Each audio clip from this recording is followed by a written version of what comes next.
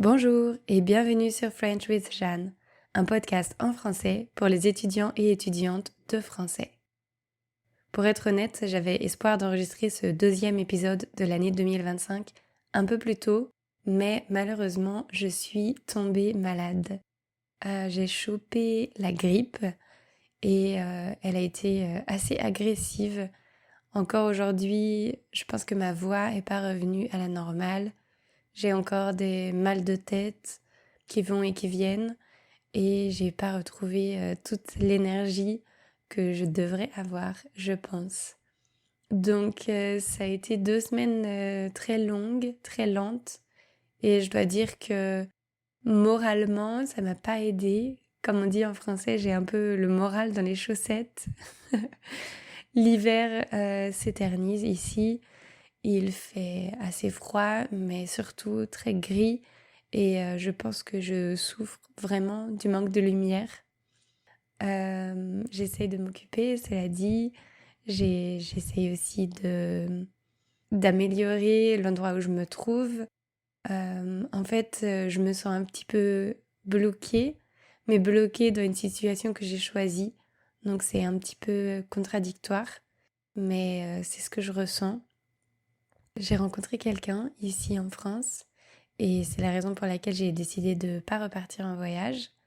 Donc ce charmant garçon habite à Rennes, c'est une ville en Bretagne et du coup je passe beaucoup de temps chez lui. Voilà, donc ce qui est génial c'est qu'il a un appartement où il habite seul, donc je peux venir souvent et rester longtemps. Mais ce qui est moins génial, c'est que c'était un appartement un peu fonctionnel pour lui, c'est-à-dire qu'il passe beaucoup de temps au travail ou à la danse, et du coup, on sentait que c'était pas un appartement où il passait beaucoup de temps. Donc c'est assez amusant parce que je me retrouve à passer, moi, beaucoup plus de temps dans son appartement que lui, et du coup, j'ai pu faire quelques changements pour m'y sentir mieux.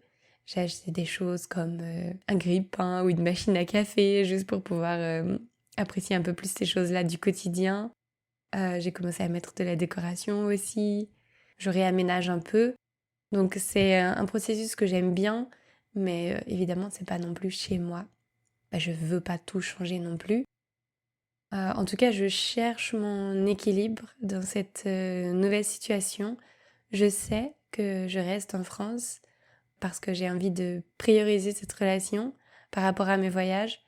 Et en même temps, je souffre un peu d'être dans cet environnement qui, je pense, n'est pas le meilleur pour moi. Donc voilà, c'est une période un petit peu triste, un petit peu solitaire, malgré que à côté je vis cette belle histoire. J'essaye vraiment de conjuguer les deux.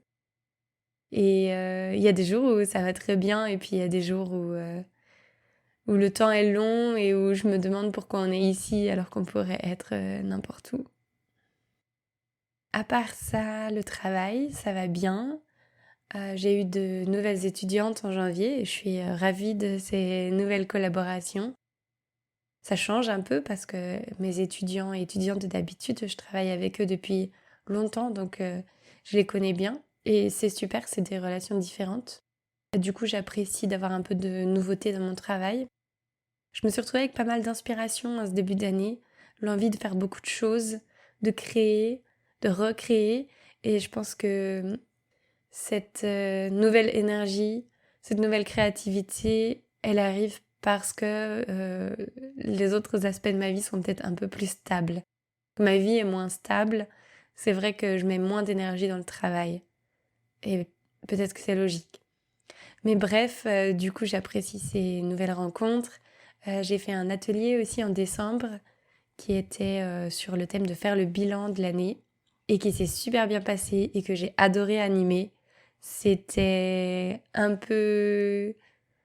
Comment dire? J'avais peur de le faire parce que c'était nouveau et maintenant j'ai juste très envie de le refaire. Donc j'avais prévu un deuxième atelier pour février, mais avec la grippe, j'ai tout mis sur pause.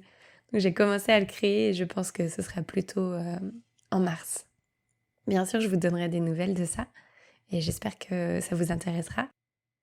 Et sinon, j'ai repris l'infolettre aussi. J'ai changé un tout petit peu de format. Donc j'envoie toujours 2 emails par mois. Le premier, c'est un email que j'envoie au milieu du mois et à l'intérieur, je mets une recommandation culturelle, donc quelque chose que j'ai découvert en français et que j'ai bien aimé. Ça peut être un artiste, un livre ou un podcast ou une émission.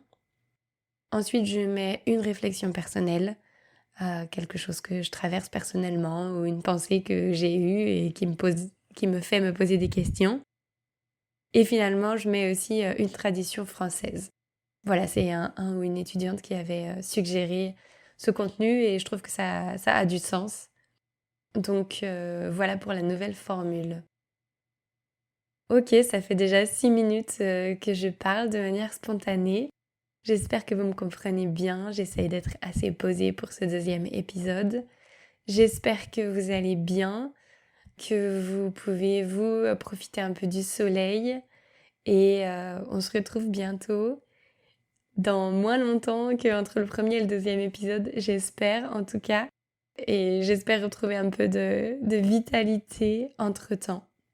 À très bientôt et prenez soin de vous.